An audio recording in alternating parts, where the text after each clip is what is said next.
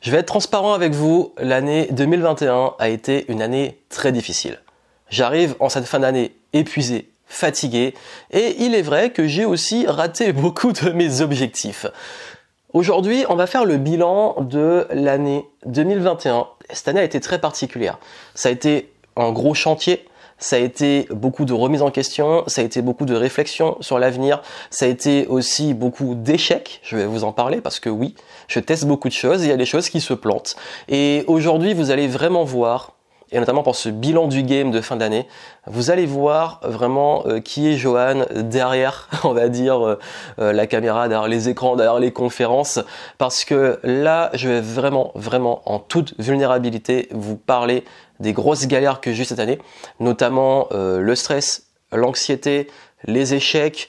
Il n'y a pas eu que ça, il y a eu aussi des belles réussites dont on va parler, mais surtout, et vous le savez, le but c'est pas juste de dire oh là là j'ai échoué, j'ai pas réussi à atteindre les objectifs, c'est vraiment de tirer des belles leçons. Et je pense honnêtement que si l'année était difficile, même si je suis épuisé, franchement les leçons que j'ai eues cette année, elles sont extrêmement importantes et j'ai absolument envie de les partager avec vous. Chaque trimestre et chaque année, je fais un bilan du game. Je vous propose une vidéo dans laquelle je vous parle des objectifs qui étaient prévus, de ce qui a été atteint, des leçons, de l'expérience, les échecs aussi, et qu'est-ce qu'on peut en tirer et quelle va être la suite. Là, on va faire le bilan d'un des trimestres de l'année, certes, mais surtout de l'année complète. Et vous l'avez vu, je propose d'ailleurs, il y a une playlist sur ma chaîne YouTube où vous avez les différentes étapes, donc vous pouvez voir la progression. Et j'ai choisi d'avoir cet angle de la transparence parce qu'il est important, en tant que personne qui accompagne des gens, quelqu'un qui donne des conférences, qui donne des conseils, de montrer que oui, je reste humain, que moi aussi je traverse des galères, que moi aussi je vis l'échec, que moi aussi j'ai parfois des remises en question et que si je vous donne des conseils, des choses parce que moi-même je les applique, je les vis et je sais aussi ce que vous traversez. Et si justement vous traversez des moments de doute, des moments d'échec, de désillusion, de déception, des moments de remise en question, des moments de down, des moments de peut-être d'inquiétude pour l'avenir, voire même un peu d'anxiété par rapport à ça, bah, je vous rassure, vous êtes humain, c'est normal, et surtout, vous n'êtes pas seul. Et on va en parler, et je vais vous donner des conseils aussi sur comment surmonter ça, qu'est-ce que j'ai pu appliquer et quelles leçons vraiment en tirer. C'est un format qui est un format assez long, forcément je parle de moi parce que c'est un bilan qui est personnel, mais en parlant de mon expérience, je vous transmets aussi des leçons que vous pouvez prendre pour l'appliquer vous-même.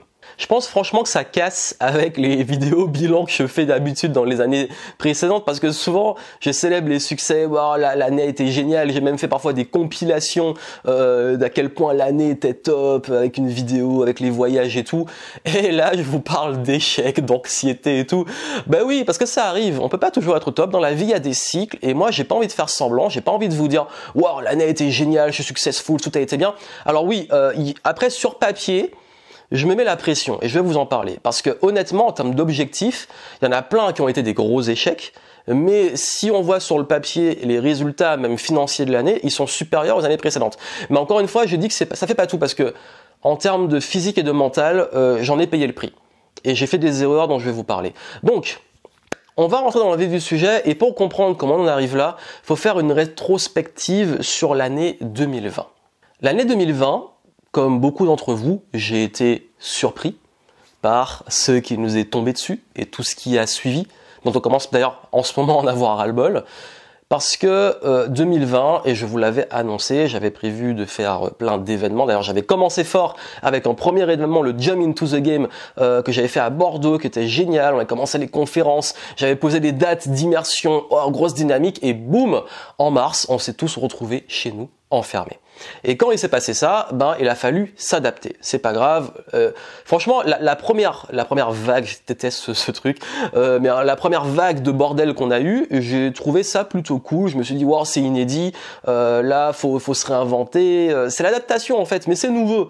Donc du coup, je sais que beaucoup de personnes ça a été dur pour elles et je le comprends entièrement. Moi, je suis un privilégié parce que ça a été l'occasion aussi de me dire bon bah écoute, t'avais prévu d'aller sur le présentiel, tu reviens sur le web, tu maîtrises le web, donc j'ai fait des lives, j'ai fait des trucs, bref, on s'est adapté. Ensuite, on en est entre guillemets sorti, j'ai fait un événement en Martinique, ça a été cool, bon c'était un petit comité, mais c'était cool. Et puis après, on est retombé dedans, reconfinement, là ça devient fatigant. Et du coup, pendant ce deuxième confinement l'année 2020, j'ai déménagé. Et c'est pour comprendre comment j'en suis arrivé là. Ce déménagement a été épuisant. Forcément, et à la fin de l'année, comme on a beaucoup donné, je pense beaucoup d'entre vous, moi y compris, on s'est retrouvé fatigué. Et un déménagement, il faut savoir que dans la hiérarchie, dans la vie des choses les plus fatigantes, c'est dans le top. Donc du coup, déménager en plein confinement, bref, c'était fatigant. Et sincèrement, entre nous, je ne sais pas où j'ai trouvé toute cette énergie pour le déménagement. Peut-être que c'était l'excitation, les nouveaux lieux, etc. Mais ce déménagement s'est bien déroulé. Bon, ça a été un peu galère parce qu'il fallait faire du click and collect. On ne peut pas visiter, vraiment tester les trucs. Mais on s'adapte, on est fluide, on est agile et le déménagement s'est très bien passé, fin d'année dans le nouveau lieu. D'ailleurs, j'avais posé une intention, j'avais dit, à un moment, j'avais fait le vœu de fêter Noël et le Nouvel An dans mon nouveau lieu.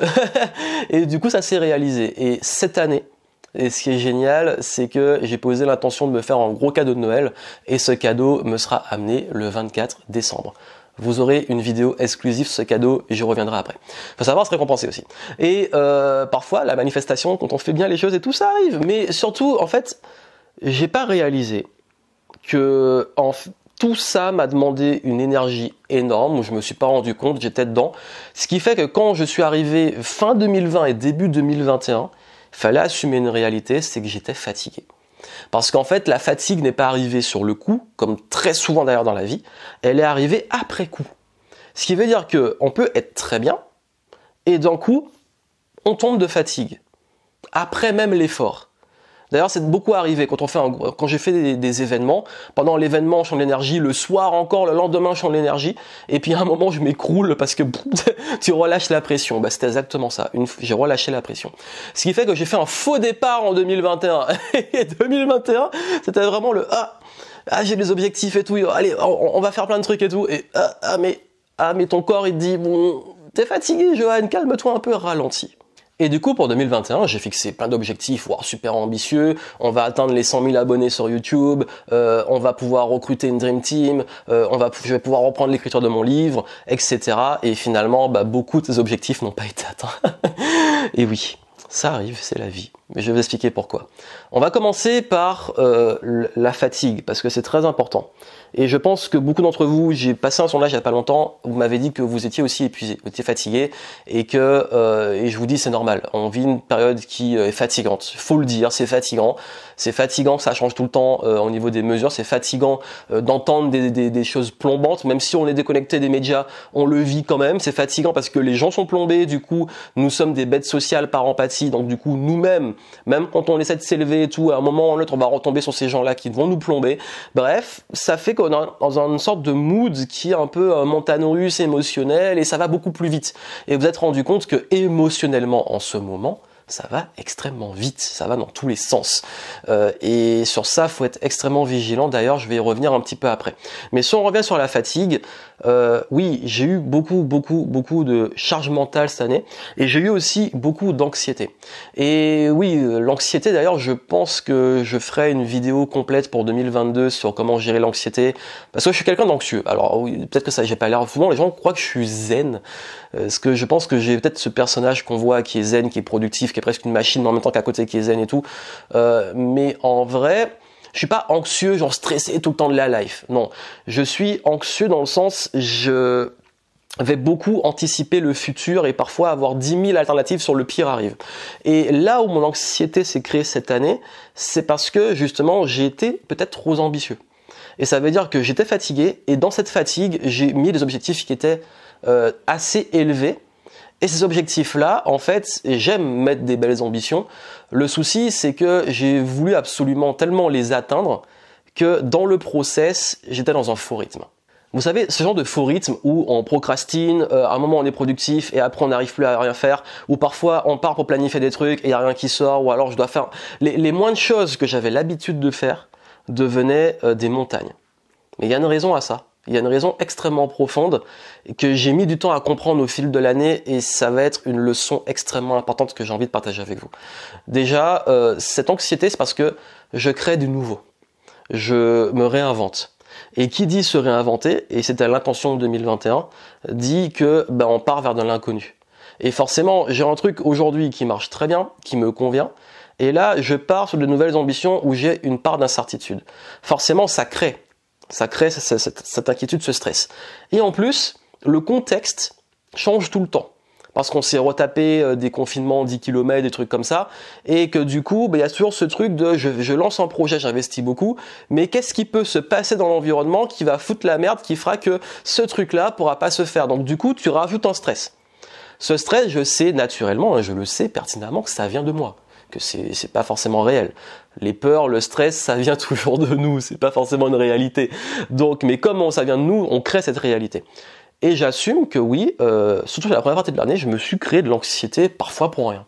Et je me suis mis la pression. Parce que j'ai ce gros problème, et c'est le problème de Johan, que vous voyez peut-être pas derrière, comme je me montre tout le temps, c'est que je me mets énormément la pression. Parce que j'ai créé cette croyance qu'il faut en faire beaucoup, qu'il faut se battre, etc. Et sauf que, cette année, j'en ai fait beaucoup sur les années précédentes, et j'ai jamais vraiment pris le temps de célébrer, ou de me poser, ou de ralentir. Parce que je vais toujours à d'autres niveaux, parce que je suis comme ça. Mais il y a un moment, peut-être que mon corps, mon mental, mon esprit, mon âme m'ont dit, Johan, cette année, ralentis. Sauf que j'ai pas voulu ralentir. Tout me disait de ralentir, mais moi, j'ai pas voulu ralentir. Donc j'ai pas ralenti, donc j'ai gardé cette fatigue et ce truc de faux rythme, waouh, j'y vais, après, je suis mort, j'y vais, je suis mort. Et toute la première partie de l'année, ça a été comme ça. Donc j'ai fait des super résultats sur les 6 premiers mois de l'année, j'ai fait ce que j'avais fait sur toute l'année 2020, waouh, tout était génial, j'ai donné une conférence en Martinique qui était top, franchement, c'était cool. Mais au fond de moi, j'étais fatigué, ce qui fait que si je pense que j'ai quand même déployé une force monumentale pour tenir, parce que mentalement, peut-être que j'ai eu cette force, mais mon corps, il m'a dit, ok, Johan, tu veux pas ralentir là? Ok, je vais te montrer que tu vas devoir ralentir. Du coup, qu'est-ce que je vais te faire? Je vais te blesser au tendon d'Achille. Ah là, je peux vous dire que symboliquement, il n'y a pas mieux. Tu veux pas ralentir? On va te ralentir. Ok. Bon, ok, le sport, tu dois ralentir. Et du coup, ça me rend la dingue. Je culpabilisais parce que forcément, sur le basket, sur le foot, sur la course, je pouvais plus parce que j'avais mal. Et du coup, tu es obligé de ralentir, t'as pas le choix. Et ce qui n'a pas aidé, et ce qui faisait que cette fatigue s'amplifiait, c'est que j'avais le cul entre deux chaises. Ça veut dire que j'étais sur l'ancien, qu'il fallait que je voulais aller au bout de ce que j'avais commencé, je voulais absolument finir, je voulais boucler plein de choses pour préparer l'avenir. Et le nouveau, faut innover, j'ai les nouveaux projets. Sauf qu'il y a un moment, on peut pas tout faire. Soit tu te concentres vraiment sur, ok, tu finis ce qu'il y a à finir et tout, et tu laisses la place pour la suite, parce qu'il faut laisser de la place. On peut pas faire les... Mais moi, je voulais faire les deux. C'est, je vais être sûr de vouloir finir les trucs et en même temps, je crée le nouveau. Donc mon corps, il m'a dit stop, j'ai été épuisé. Du coup, pour l'été, j'ai énormément ralenti. Je suis passé sur des sports plus soft. Bon, j'avais mal, j'ai continué, bref. Et là, j'ai compris, pendant l'été, je me suis pris un peu, pas un mur, mais là, vraiment, stop. Et la deuxième partie de l'année a été totalement différente. Parce qu'en fait, j'ai décidé, pour le coup, de dire, ok, j'accepte que cette année, je pourrais pas atteindre mes objectifs nouveaux. Et c'est pour ça que je voulais vous parler de tout ce processus qui a amené à comprendre pourquoi j'ai pas atteint mes objectifs de l'année, parce qu'en fait, c'était pas le moment, c'était pas le timing, mais c'est un choix. Ça veut dire que jusque-là, il était extrêmement important, et ça, il faut que vous le compreniez, c'est une leçon qui est très très importante. C'est vraiment la leçon. C'est que il y a un moment, il faut faire des choix. Et il faut faire le choix que soit on se concentre à 100% sur l'innovation, la nouveauté et tout, soit on boucle tout ce qu'on a prévu de boucler. On ne peut pas faire les deux en même temps parce qu'on est sur l'ancien. Et le problème de l'ancien, c'est que c'est d'anciens modèles, c'est d'anciens aussi modes de fonctionnement, d'anciens process qui nous conviennent plus, mélangés à du nouveau qui nous convient plus. Et le mix des deux, c'est explosif. Ça veut dire qu'on attire et on fait des choses qui nous correspondent plus et en même temps on veut faire des trucs qui sont plus, et du coup ça crée encore plus de culpabilité parce que les trucs qu'on kiffe mais qui sont incertains, qui sont un petit peu du stress, mais le bon stress de waouh, on crée de la nouveauté, et en même temps le ancien qui te saoule, qui te fait, il faut le dire, qui te fait chier, mais il faut le faire, et du coup t'es dans une mauvaise énergie, t'es pas dans l'énergie créatrice et le truc qu'il te faut, les lampes qu'il te faut pour la suite.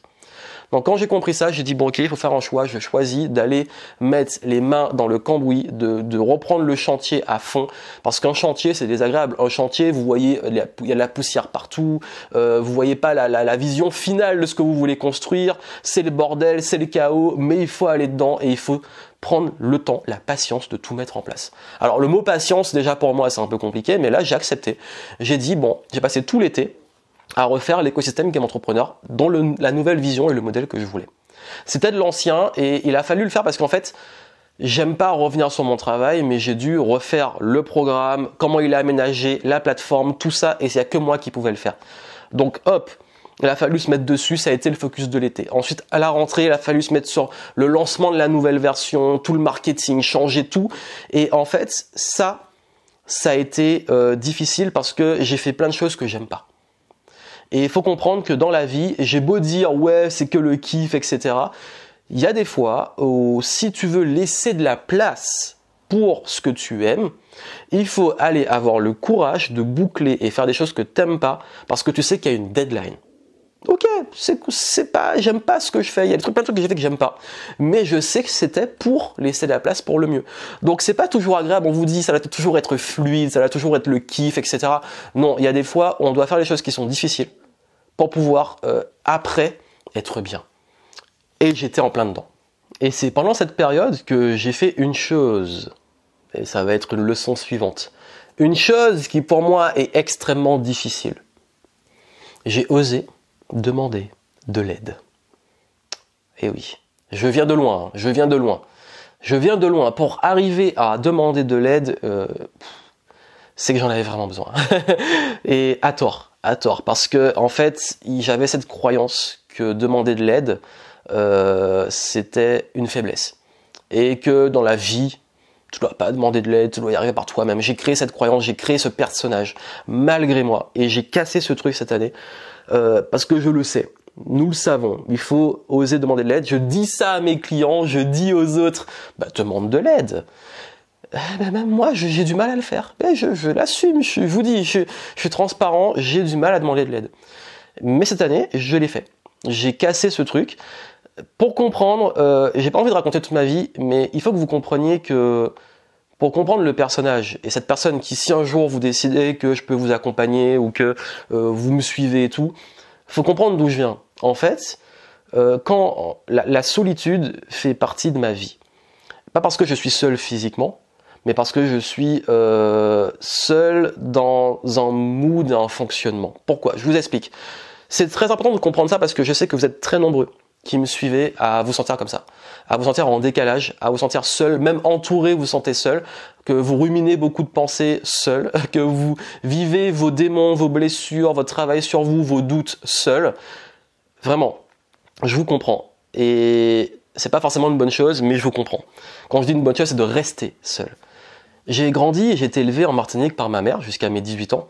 Et il se trouve qu'elle nous a quittés 15 jours après qu'on ait fêté mes 18 ans, en février 2005, l'année de mon bac, juste avant mon bac d'ailleurs.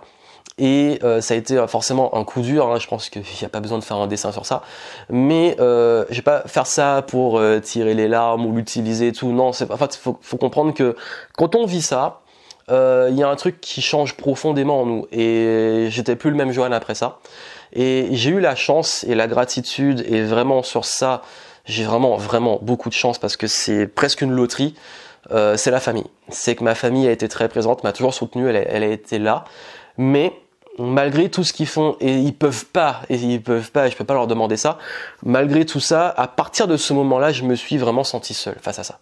Parce que c'est pas leur faute, encore une fois, je dis pas qu'ils ont tout fait pour être présents et tout, mais seul parce que la douleur, elle est au fond de toi. Et puis même, ta vie elle change, tes ambitions, tout ce que tu fais. Et après, je suis parti, j'ai quitté la Martinique pour arriver en Hexagone pour faire mes études. Et mes études, j'ai été seul.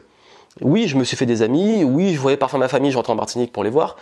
Mais tu es seul avec tes études, avec tes questions, avec l'adaptation à ce nouveau mode de vie, où tu vis, pour le coup, tu vis seul, et t'es encore seul pendant les études. Et je rencontre des amis et tout, Mais au fond de moi, quand je suis en train de me poser 10 000 questions sur la vie, de qu'est-ce que j'ai envie de faire dans ma vie, trouver ma voie, je suis seul. Et personne ne peut m'aider dessus parce que tu peux voir tous les psychologues que tu veux, tu peux avoir tous les amis que tu veux, tu peux avoir toute la famille que tu veux. C'est toi qui dois prendre la décision. Donc, il y a quand même cette solitude. Et après, bon, je fais les études, j'arrive au bout, j'ai décidé de créer mon business, je suis encore seul. Et sur le business, j'ai beau m'entourer, rencontrer du monde, quand tu te prends la tête, quand tu flippes, quand tu es anxieux pour l'avenir de ton business, quand tu tentes des choses, tu es seul. Quand le soir, et même si tu es en couple, le soir, tu es seul avec tes pensées. Donc dans la vie, la solitude, en fait pour moi, nous sommes tous. Et c'est ça que je dis, c'est que on a beau dire ouais je suis entouré et tout, et c'est très important, et c'est très bien, on est quand même seul, parce que quand on est seul avec ses rêves, tout. Et cette solitude profonde, en fait, et là où ça devient un peu toxique, c'est que j'ai créé ce truc de je dois être fort. Je dois être fort seul. Donc il y a plein de fois où j'aurais pu demander de l'aide, je l'ai pas fait. Il y a plein de fois où j'aurais peut-être pu aussi accepter d'être vulnérable et j'ai pas voulu l'être. Et ce qui fait que peut-être que j'ai créé ce personnage et cette force peut-être, mais qui a une limite, de la personne qui se bat, qui va au bout, qui lâche pas, qui est productive, qui peut lui arriver toutes les merdes du monde, il va pas craquer, il va continuer à persévérer. Bon oui, je suis peut-être un peu comme ça, mais sauf qu'il y a des fois où j'ai envie aussi juste de procrastiner, j'ai envie d'être faible entre guillemets, bah oui, de me laisser aller en fait, voilà, de pas être le super Johan qui réussit tout. Voilà, et je m'accorde ce droit. Et il y a que cette année. Ça a mis autant de temps, il y a que cette année que j'ai accepté ça. Vous vous rendez compte de la violence du truc? C'est que cette année que j'ai accepté d'être vraiment vulnérable. Et je dis pas vulnérable en partageant avec les autres les difficultés et tout, vulnérable auprès de moi-même. Me dire, ben oui, il y a des fois tu as des downs, il y a des fois tu n'es pas à la hauteur, il y a des fois où quand tu pousses trop, tu te blesses, tu as des limites. Accepter les limites. Et c'est quand il a fallu que j'atteigne ces limites-là pour me dire, ok, maintenant, bah tu peux plus y arriver seul. Voilà comment j'en suis arrivé à demander de l'aide. Donc n'attendez pas d'en arriver là pour demander de l'aide. Parfois, il faut expérimenter ses limites dans différents domaines. Donc du coup, quand j'ai demandé de l'aide, c'est quoi concrètement? Alors, bien entendu, oui, je me suis formé avant, j'ai fait appel à des mentors et tout. Mais c'est la première fois, vraiment, que j'ai parlé de problèmes plus profonds. Parce qu'avant, c'était peut-être un petit peu trop superficiel. Ça suffisait pour arriver là où je voulais. Mais pour passer à la suite, il fallait aller plus en profondeur. Donc quand je vous dis que pour passer à d'autres niveaux, il faut aller beaucoup plus, c'est comme les arbres. Un arbre ne peut pas monter si au niveau des racines, il n'est pas bien ancré. Parce qu'un arbre qui n'est pas bien enraciné, qui n'a pas des racines bien dans le sol, qui vont bien en profondeur, bah, le moindre coup de vent, vous savez, l'arbre c'est la petite racine et qu'il est immense, il tombe. C'est les racines qui le soutiennent, c'est les racines qui l'alimentent, c'est les racines qui le nourrissent. Bah, c'est exactement ça. Il a fallu que j'aille beaucoup plus en profondeur. Que je fasse aussi aider sur le sport. Jusque là, je pouvais faire du sport sans me blesser. Je pouvais aller taper un foot ou un basket à froid, faire je faisais de la capoeira. Je pouvais être à moitié échauffé, faire des coups de pied, des acrobaties sans me blesser. Maintenant, tu passes une nuit dans une mauvaise position, tu te réveilles, t'es mal, quoi. Donc, oui, le corps n'est plus le même, mais faut en prendre soin. Donc, me faire aider aussi au niveau de la santé. Commencer à faire de la kiné, de la rééducation, du renforcement musculaire, des trucs que je faisais pas avant. Parce que, oui, bah, tu es obligé de changer tes habitudes. Et le nouveau soi demande tout ça. Donc la leçon, bah oui, il y a un certain niveau où on peut pas continuer tout seul. Et demander de l'aide, c'est une force. Les top performers, les meilleures personnes sont bien entourées. Et moi, j'ai dû expérimenter tout ça pour enfin l'accepter à fond, pleinement, et le faire vraiment. Ça veut dire faire confiance, demander vraiment de l'aide et accepter mes limites, mes faiblesses. Et sur ça, ça m'a transformé, vraiment. Et ça, il faut que vous compreniez tout ce processus. Comme je vous dis, je partage le process parce que je pourrais vous donner les leçons comme ça, mais si vous voyez pas tout ce qu'il y a derrière, vous comprenez pas pourquoi ces leçons-là sont importantes. Parce que je suis sûr que là, peut-être que beaucoup d'entre vous se sont identifiés, ont peut-être vu des moments où ça leur parle, bah, si vous vivez ça, si mon expérience peut vous aider et contribuer, et c'est pour ça que je fais ces formats longs, bah, je veux que ça contribue. Et bah, je veux revenir sur la solitude, c'est ok. Et il y a aussi ça, c'est de plus souffrir de la solitude et aimer cette solitude. Alors bon, j'ai entre guillemets, j'ai pas la chance parce que j'ai pas choisi, enfin oui, c'est de la chance, j'ai pas choisi, mais je veux dire, j'ai la chance d'être quelqu'un d'assez introverti et qui aime être seul. Donc la solitude, finalement, c'est pas un truc qui me dérange. La solitude où tu rumines des pensées négatives, tu refais le monde, tu te demandes qu'est-ce que tu fous sur cette planète, elle est pas bonne. Parce que tu rumines tout seul. Et je me suis rendu compte que parfois c'est bien, et c'est un autre conseil que je vous donne, de trouver aussi des gens bizarres. De gens qui pensent peut-être comme nous, c'est-à-dire qu'on n'est pas fou, que aussi on peut parler de choses sans être jugé, on peut parler de choses sans que les gens nous prennent pour quelqu'un de fou ou de bizarre, ou qui nous disent mais c'est pas comme ça que tu dois penser, mais t'es fou, mais non, mais tu devrais arrêter de te prendre la tête. S'il y a rien de pire qu'on sent comme ça, différents décalages, d'être avec des gens qui nous font encore plus sentir comme ça. Vraiment, entourez-vous de gens, et ça je l'ai trouvé dans l'entourage proche, dans le business, dans l'entrepreneuriat, s'entourer de gens comme ça et ça fait du bien. Entourez-vous de gens bizarres comme vous, et vous allez voir, vous allez vous sentir beaucoup mieux, vous allez pouvoir parler, être vous-même, être soi. Vraiment, cette année, j'ai beaucoup parlé du fait d'être soi, et je crois que si je vous parle de tout ça, c'est parce que j'ai jamais été aussi moi, parce qu'il y a au bout d'un moment, quand on atteint des limites, on vit cette fatigue et cette charge mentale, il y a un moment où ça finit par casser. Le truc qui casse, la carapace elle casse, et du coup, boum, tu es vraiment toi. Et tu es aussi le nouveau toi, parce que j'ai pas qu'avant j'étais pas Johan, et tout ce que vous avez vu avant, c'était moi. Sauf que on évolue, et je change, et encore heureux. Si j'étais le même à chaque fois, chaque année, personnellement, je trouverais ça inquiétant. Et je pense qu'il faut que vous qui me suivez, qu'on avance ensemble, chacun à son rythme, mais oui, mon discours, il y en a pas plein qui disent ouais mais t'as changé d'avis, ou ton discours n'est pas le même, ou je croyais que ceci, cela, encore heureux que je change d'avis, encore heureux que j'évolue, encore heureux, et encore une fois, comme je vous dis, si je vous parle d'échec aujourd'hui, j'ai pas la prétention d'avoir toujours les bons choix. Parce que moi, je prends une décision, je teste, je vois ce qui se passe, et si au bout d'un moment, je vois que c'est pas la bonne décision, change. Si au début de l'année, j'ai fixé les objectifs et que je les ai pas atteints, ou que j'ai changé de focus, c'est ok. Donc vous mettez pas cette pression aussi vous-même. Déjà, si vous mettez la pression pour les autres, ou que vous cherchez chez les autres, ah mais il a dit ça, et du coup machin, il change d'avis, vivez un peu plus votre vie. Mais si dans votre vie, vous culpabilisez de vous dire à un moment, waouh, mais finalement, c'était pas le bon truc et je décide de changer, c'est ok de revenir sur une décision. Vraiment, c'est ok. C'est pas trop ok de le faire parce parce que c'est de la peur ou des croyances et tout. Mais quand c'est vraiment une décision qui a été mûrie en introspection et tout, c'est important de le faire. Parce que oui, comme vous le savez, je le dis souvent, je fais des crises existentielles tous les 3 ans en tant que multipotentiel, et ça a été une année de crise existentielle parce que j'ai passé le cycle des 3 ans. Donc 2021 était les 3 ans parce qu'en fait, ma dernière crise existentielle était en 2017. 2018, 19, ça a été de la nouveauté. 20, ça a été... en fait, 2020, pour moi, c'était une année particulière, donc comme si elle comptait pas, en fait. Donc du coup, ça a fait que les 3 ans, même s'il y a un petit décalage, ils sont arrivés là en 2021. Fine, crise existentielle, nouveau soi. Donc les ailes qui vous amènent à un endroit, vous avez des ailes, là, vous déployez des ailes, elles vous amènent à un endroit. Après, quand vous voulez aller à un autre endroit, c'est pas forcément ces ailes-là qui vont vous y amener. Parfois, faut tout brûler, ou alors faut se couper les ailes et créer des nouvelles ailes, déployer des nouvelles croyances, des nouvelles relations, des nouveaux modes de pensée qui vont vous amener au niveau suivant.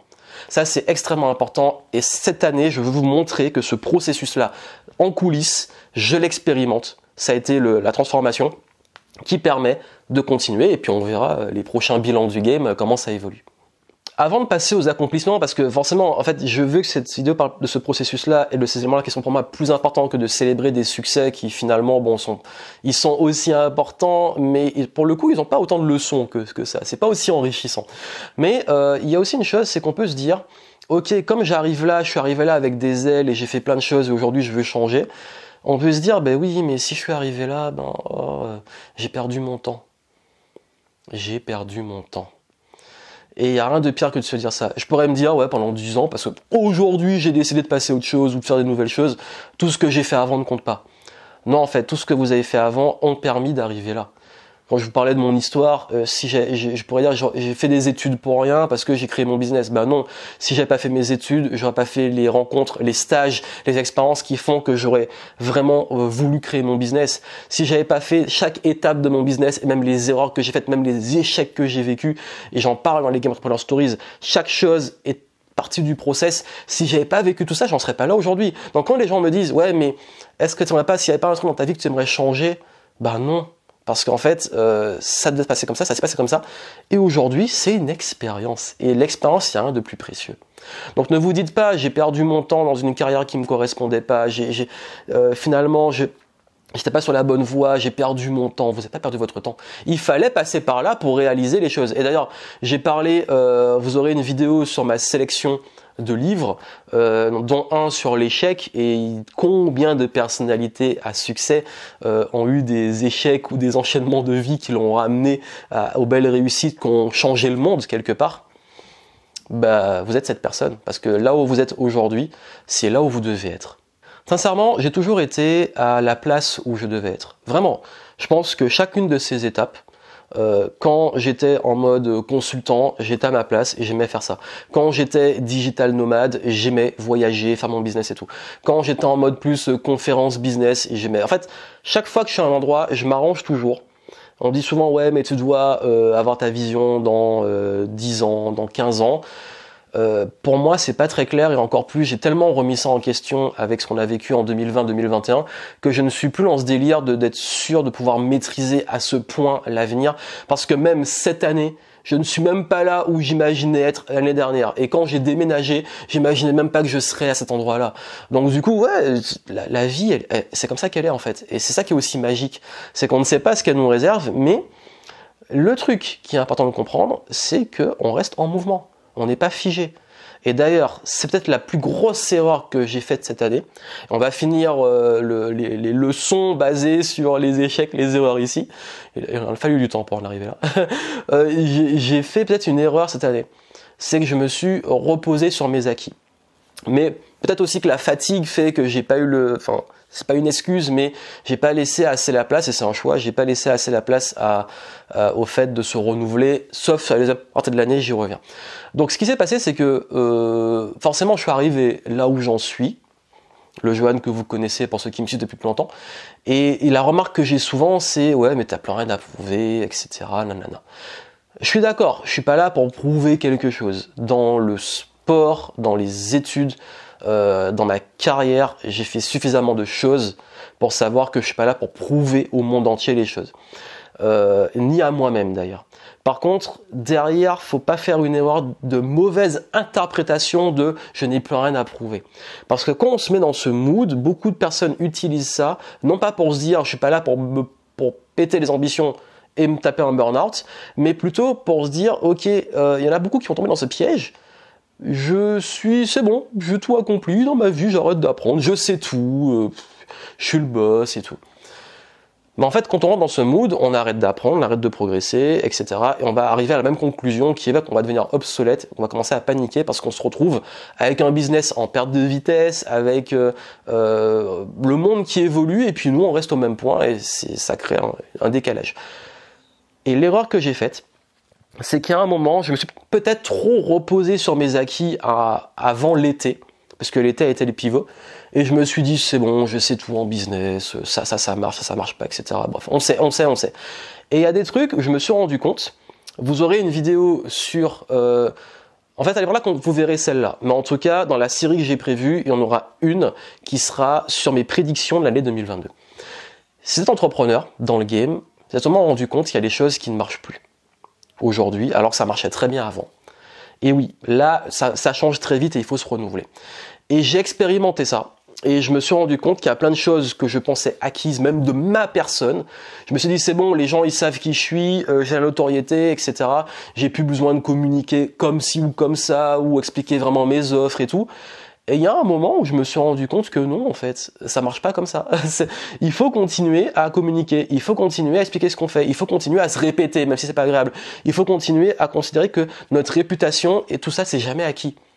Heureusement, ça n'a pas duré longtemps, mais il y a un moment, oui, je pense que mon ego a pris le dessus, je me suis dit, c'est bon, j'ai plus rien à prouver, dans le sens, j'ai plus besoin de faire des trucs pour que les clients viennent ou qu'on comprenne mon niveau, etc. C'est bon, je suis au niveau, tu vois. Maintenant, en fait, ça marche pas comme ça, il faut toujours se renouveler, il faut toujours se réinventer, il faut toujours innover. Et heureusement, j'ai compris ça assez vite pour pas tomber dans ce piège dans lequel j'ai failli tomber. Je suis humain, on peut tomber dedans. Ça m'est déjà arrivé de tomber dans ce piège dans le sport, de dire bah, c'est bon, je suis au niveau et tout, et puis un jour, quelqu'un qui a plus envie que toi prend ta place, donc faut garder l'envie. Mais comme je vous dis, si je suis arrivé là aussi, penser que tout était acquis, c'est aussi parce que, quelque part, comme je vous ai dit, j'arrivais à un point où je perdais le kiff parce que je faisais les mêmes choses que je savais déjà bien faire, sur lesquelles j'ai pas forcément envie de faire plus ou faire mieux. Donc c'est qu'il était le moment de se renouveler. Et là, on arrive aux réussites. Enfin, au bout de presque 40 minutes, il est temps. Allez, on va parler un peu des succès de cette année quand même, parce que c'est important, mais bon, c'est pas finalement, il n'y a pas des grandes leçons derrière, parce que j'ai envie de dire, c'est cool, juste cool, c'est les bons. D'ailleurs, ça montre que oui, les échecs, finalement, sont là où on apprend le plus, où on se réinvente le plus. Ça ne veut pas dire qu'il faut faire que échouer, bien entendu. Si j'avais pas eu les succès à côté, il y aurait vraiment un vrai problème. Mais derrière, malgré l'échec de la chaîne YouTube où je n'ai pas pu déployer ce que je voulais déployer, les formats que je voulais faire parce que sur le recrutement je me suis foiré, qu'il y a eu des contretemps, etc. Bon, c'est ok, j'ai quand même partagé des messages, ça n'a pas eu le succès que je voulais, tant pis, je continue le process, on va se réinventer, je vais proposer des nouveaux formats, ça va venir.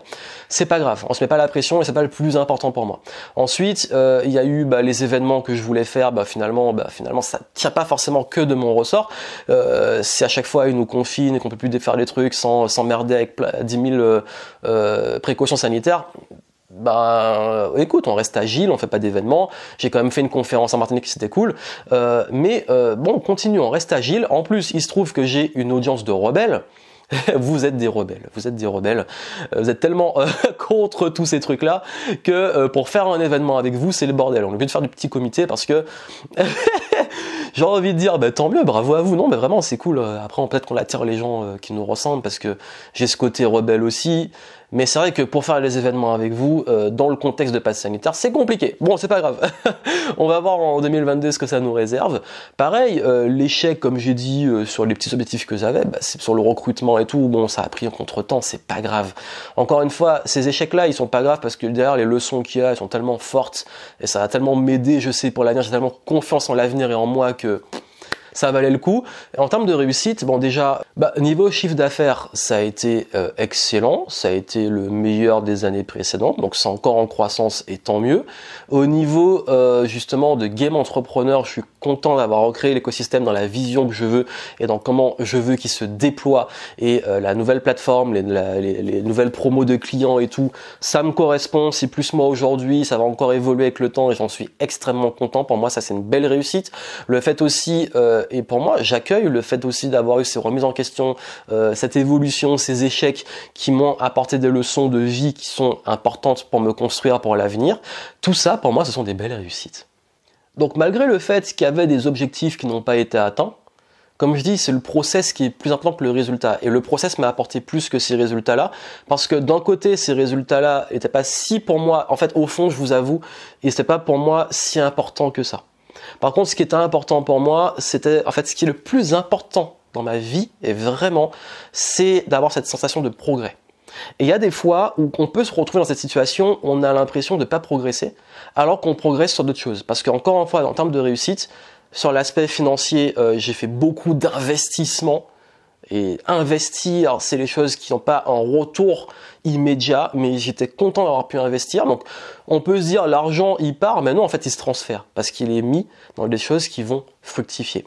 Ensuite, il y a toute la partie relationnelle. Je suis content d'avoir renoué des liens, d'avoir des relations saines, etc. Donc, sur ça, je suis extrêmement content de mon année. Sur la santé, malgré mes pépins physiques, mes blessures, qui n'étaient pas des blessures graves, j'ai tellement poussé qu'il y a un mois, je me suis fait, un mois et demi, je me suis fait une élongation. Donc, du coup, bon, le corps, il te monte encore, arrête, ralentis. Ok, bon, c'est bon, j'ai compris. La petite piqûre de rappel, même si je sais qu'on n'aime pas en ce moment les piqûres de rappel, parenthèse, mais vraiment tout ça fait que, oui, ok, c'est le process et c'est cool. Il y a quand même eu un petit peu de voyage, beaucoup moins que les années précédentes. Bon, j'ai quand même pu aller en Martinique, comme je l'ai dit. J'ai fait un vlog complet sur la conférence que j'ai donnée là-bas, qui a été un bol d'oxygène en pleine période de reconfinement, etc.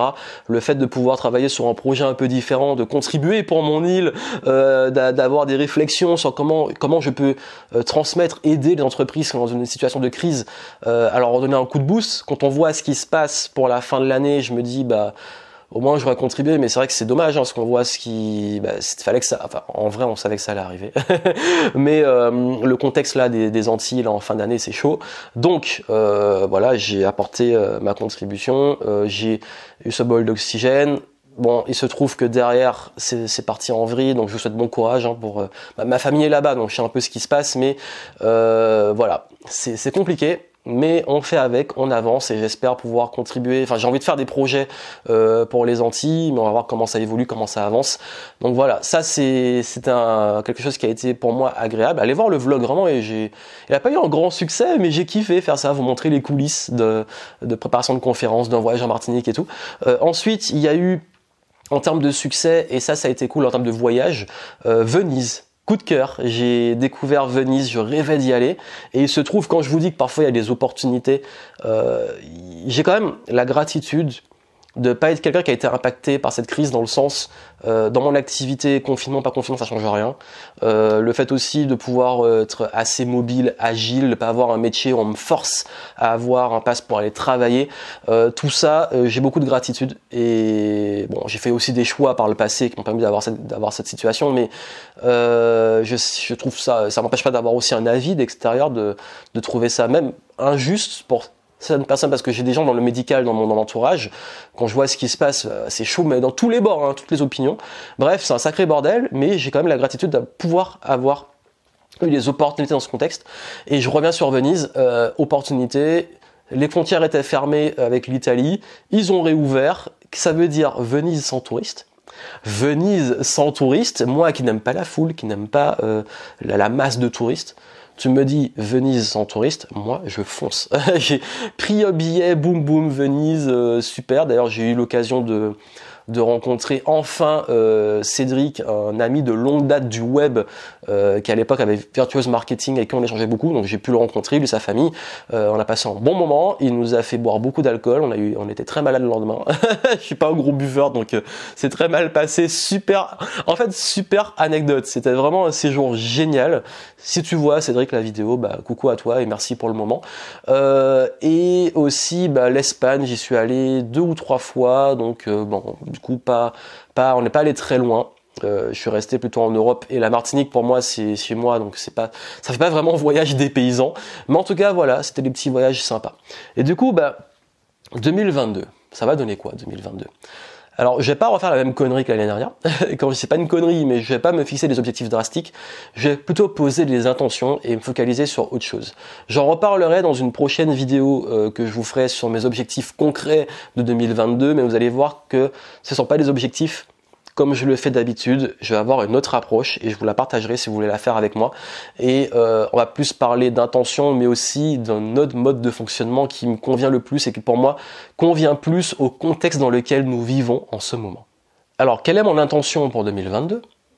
Remettre plus de kiff. J'ai perdu beaucoup de kiff en 2021 parce qu'il fallait faire des choses qui n'étaient pas agréables. Ok, c'était la phase de transformation qui est difficile.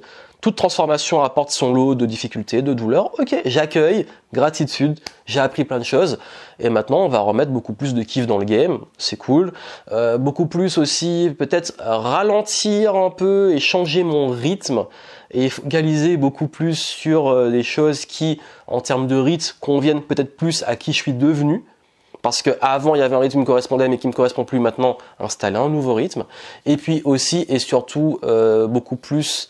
Et ça vraiment, j'ai envie, c'est une intention forte, beaucoup plus d'interaction sociale. J'ai envie de refaire des conférences, j'ai envie mais des vrais, avec des gens en face, de refaire des séminaires et tout. Donc, on verra comment ça évolue. Mais vraiment, mon intention, elle m'amène sur ça, de vous rencontrer, qu'on fasse des choses ensemble.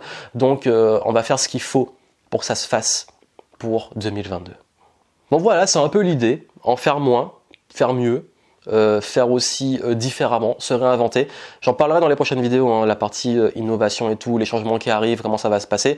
Là, on arrive à presque 1 heure, je pense que c'est déjà pas mal de partage. Je voulais vraiment prendre le temps, c'est peut-être l'un des bilans les plus longs et les plus... on va dire, je sais pas si, enfin pour moi c'est l'un des plus riches parce que jamais autant donné des leçons profondes dans un bilan d'une année. Plutôt que des vidéos de célébration. Et d'ailleurs, justement en parlant de célébration, oui, j'ai un beau cadeau qui arrive pour Noël. Je pense que je ferai une petite vidéo dessus. Je sais pas encore comment ça va se passer. Surtout, célébrons la vie, célébrons, ayons de la gratitude. Je sais que les temps sont durs. Courage à vous pour ceux qui rencontrent des grosses difficultés. Mais je veux vous montrer aussi que voilà. Je sais que je ne suis pas pour me comparer en termes de souffrance aux autres, hein, parce que franchement, comme je vous dis, là, je suis pas du tout en train de me plaindre. Au contraire, j'ai beaucoup de gratitude que ces problèmes-là, ça ne sont pas des problèmes graves. Mais vraiment, je vous dis, on passe tous par des phases de galère. Moi, j'ai voulu assumer et prendre presque 1 heure de contenu pour vous expliquer vraiment que oui, le processus est parfois il est difficile, que la transformation elle a un coût et que c'est pas toujours success, lifestyle, top du top, top of the game comme j'aime dire. Il y a aussi les moments de doute, les moments de remise en question et tout, et c'est pour ça que c'est ce qui fait notre humanité. Voilà. Donc moi, je vous souhaite une excellente fin d'année 2021. Célébrez, profitez quand même de vos proches, accueillez et ayez de la gratitude quand même de tout ce que vous avez pu tirer comme enseignement dans votre année et ce que vous avez aussi réussi, accompli, et soyez fiers d'avoir osé, d'avoir appris, d'avoir progressé, parce que même quand on n'a pas l'impression, on progresse. 2021, c'était le chantier, et 2022, on va pouvoir enfin voir l'aboutissement de ces beaux projets, et à quel point ils sont beaux, à quel point ils vont contribuer, et à quel point aussi on va continuer de kiffer les games.